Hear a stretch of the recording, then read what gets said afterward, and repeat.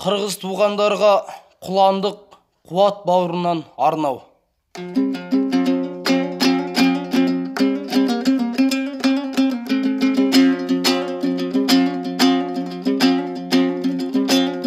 Ендігі жырды арнаймын, төсекте басы қосылған, төскейде малы жосыған, Алатауды жайлаған бауырлас қырғыз халқыма.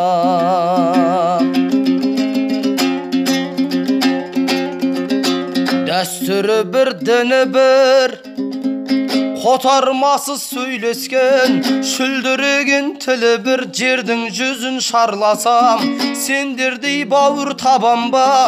Қырғыздарым болмаса, ақындар кіммен айтсат? Қабылан жүрек жігіттер кімдермен көкпар тартсат?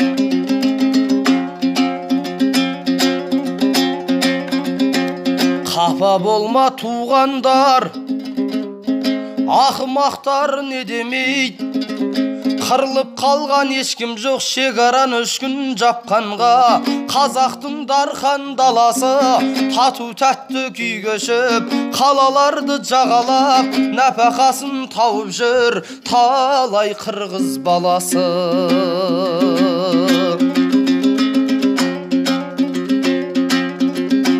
Өткенге бұрылып қарасам, сонау ескі заманда сотылар тиіп қазаққа мазасын әбден алғанда, атамыз хан Абылай жөнге салып қырғызды, жайылдың басын алғанда, солтылар ісі теріс боп, көп қырғыздан қолдау тапқан жоқ. Қазаққа қарсы қол жиып, қырғыздар қарсы шапқан жоқ. 70 жыл содан өткенде, арқадағы Кенен хан орыспен 30 жыл соғысып, қаны қатып жүргенде, Бұқарбай батыр бастаған елшілерді орман өлтіріп, кінәлі болған жайы бар. Қатесі үшін орманның бүкіл қырғызды қырам деп, қалмақтың кейпін кигізіп, жер бетінен жоям деп, Сыпатайды тыңдамай алтын басын алдыртып, хан Кененнің шалыс басқан жері бар.